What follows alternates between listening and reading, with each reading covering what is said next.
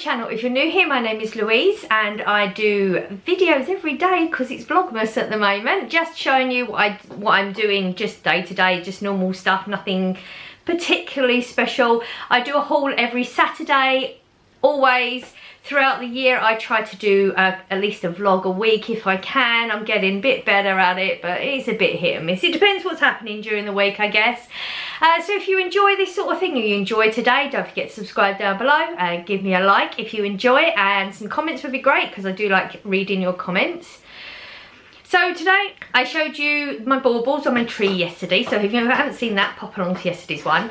And one in particular, the noises in the background, the dogs making out like they're starving again and trying to eat from the empty bowls and leaving the full bowls alone, which is perfectly normal for them. Yeah, so I showed you my baubles and there was one particular bauble that said Abby, and I said to you that it was actually Blossom. So the story, and now I've been trying to think how to do this, and I think the best way is to go back a little bit further, like sort of set up so you understand a little bit better where it all came from. So when Blossom was born, she was actually named Abby. So I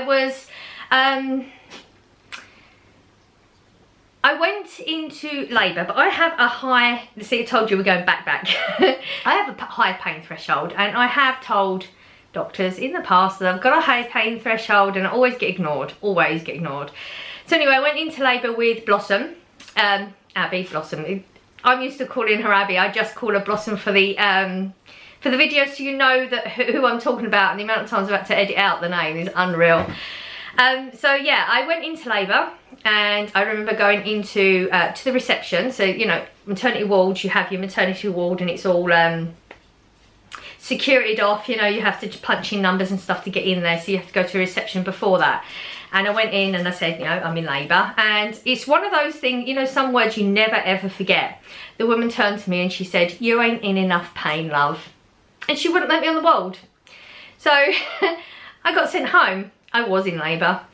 Like I said, I've got a high pain threshold. I went through my labours without pain relief, really. So, I mean, I had a bit of a gas in there, but I didn't need it. It was like I was just being given it because they expect you to need stuff. Through Blossom's actual labour, I slept through a lot of it because it just wasn't anything like, I was really lucky with Blossom. So yeah, I got sent away, came back again, following day, said still in labour, and my water is broken. But see, this is another thing. This is why I always have an issue with a lot of medical professionals. I've never had good experience from medical professionals and things. You know, it's a controversial thing. That's just my experience with people.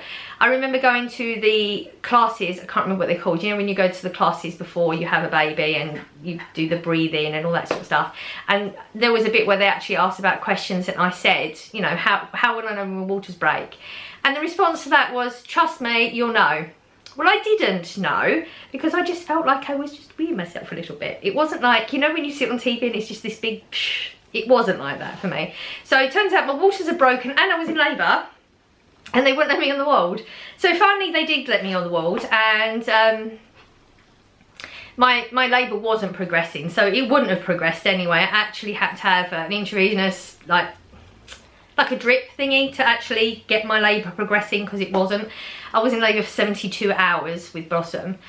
But because of the fact that I was in labour so far before and my waters are broken, because as you know, or if you don't, the waters around a baby actually protects the baby against any infections and things as well from being introduced. So once that water was gone, infection could be introduced. So Blossom actually had to have injections every 4 hours for 4 solid days, like day and night, 4 hours, had to have injections to stop meningitis. I think they said she could have got meningitis.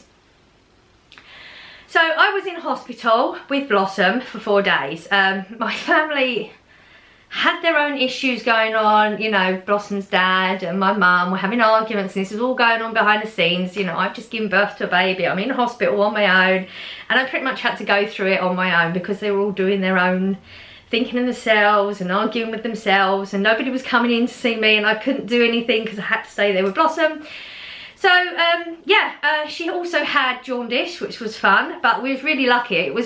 She was born in April, and it was actually one of them years where April's really hot, and I was on a ward, ground floor, and there was 4 beds. Which I was on that ward on my own most of the time, because there was, you know, you had people coming in and out a little bit, but they were just coming for their little stay and then leaving, because they didn't have to stay like I had to stay with Blossom. So she had jaundice as well, so we was lucky we had huge windows and the sun was out, so we just strip her off and, you know, get her ultraviolet light, and we managed to sort that out. But my view was a huge field, and it actually backed onto a road. So they'd put trees all around it, so you know, they don't want people from the streets being able to look on the maternity wards and stuff like that. And this field actually had blossom trees on it. So I had a beautiful view outside the window and a beautiful view in front of me. Blossom, I mean, just in case anybody didn't quite catch that. Yeah, so I told Blossom about this story years and years later, and I said to her, another thing I should just say, but both of my children, adult children, have always said a number of times over the years, Mum, why did you give me that name? Like, it's horrible. Both of them don't like the name, so I knew she'd never liked the name anyway. But it was just one of those normal conversations where it might have come up or something, and I told her this story, but I don't know if it was quite as much detail, but I wanted to set up the background behind it. And I told her the story, and I remember saying to her, you know, if I really thought about it, I should have called you Blossom, because, you know, it would have been fitting to call her Blossom. And she really liked that idea, and she just had, I guess she caught that, and it was, I guess, in her head for a long time. And she said she wants to change her name, and I thought, oh, it's just one of them things kids do, and they just say it. But she did. She changed her name, depot and everything, so, you know, it's on her passport and everything. That is actually her name now. Yeah, so it's a nice story. It's, you know, like, I guess when you have a baby, or whatever, you pick a name and you settle on that. But, you know, I like the name Abby, otherwise I wouldn't have called her Abby. Actually, I was going to call her Louise, because I really like my name, which is weird that the kids don't like their names, because I really like my name. So she was actually named Abby Louise, because clearly I couldn't really call her Louise. That would have been a bit weird, bit confusing. So that's how come she's ended up being Blossom. So a lot of the time I do say Abby when I'm referring to her on my videos, and then I catch myself up, no, say Blossom, because it'll get confusing for you all. I mean, now you are going to know, but like in the next video, unless I explain that story every time, which I'm not gonna do, they won't know. So I would always catch myself. I do try to call her Blossom, but it's really hard when she's in front of me, because she's my Abby. So yeah, that's where the name came from. So I hope I didn't bore you too much. Actually didn't go too long on that. Usually I can talk and talk crap. I mean, I did put a few bits in there. I don't know if it was all necessary. I felt it was all necessary to set the scene so you understood everything. Yeah, so that's where her name came from. I don't know what to say now. I've told you the story. I guess today's going to be a short one again. Not really done much in the house and stuff. And I have tidied the table up. I have sorted like little bits of prep stuff that really doesn't notice much, but it means it is huge to me. So I think I'm ready now to get going with presents and stuff. So hopefully we'll have a little bit more Christmassy stuff going on. I think Blossom's got some time off actually, so you might get to see her soon, because she doesn't mind being in the videos with me. But I think I don't know what her plan is. But I'm hoping to get her to come and do some cooking for Christmas. So we'll see how it goes. Just because I want to do that right now, it really depends how things go. And there's a lot of things going on in the world at the moment, and things are changing, and we don't know, like, there's meetings and reviews and all that crap. So we don't actually know what's going to happen next week. You never know. We may be in lockdown again, the way things are going. Who knows? Mind you, then we can bake. Definitely can bake then. So I'm going to go now, because I've actually... I talked to you about what I was going to come on and talk to you about, and I can't actually think of anything right now. I think I'm better when I don't have a plan normally. I'm gonna go and we will do calendars in a minute. Right, favourite time of the day, calendar time. Are you ready? Vlogmas 15. And we have the creamy one. So this is sugared almonds.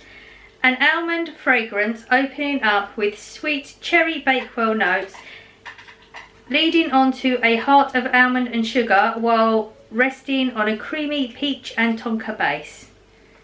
That was hard to see because it's so pale.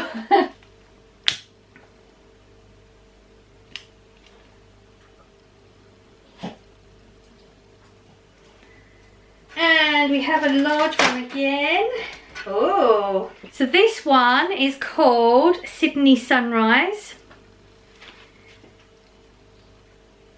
Australian style. I don't know if they even make a difference. Ooh, it's got that alcohol-y smell again.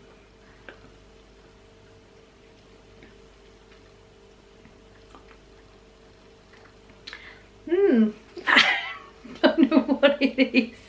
They're all just very sweet. It's I don't know, I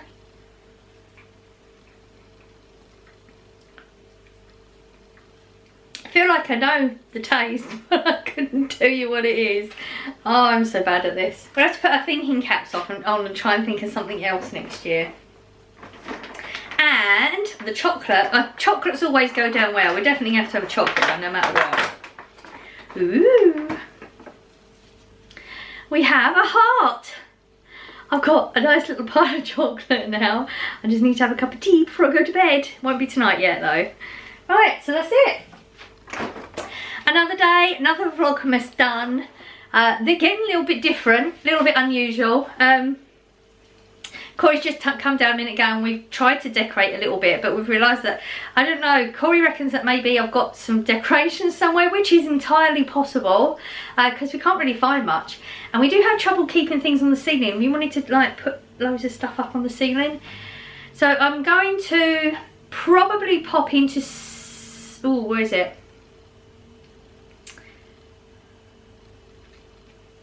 Can't remember the name of the shop, but somebody mentioned there's blue colours in there, and it's literally right across from where I finish work. So I'm going to pop into a shop tomorrow. If I find anything, I'll remember the name of the shop. I'm so bad at this.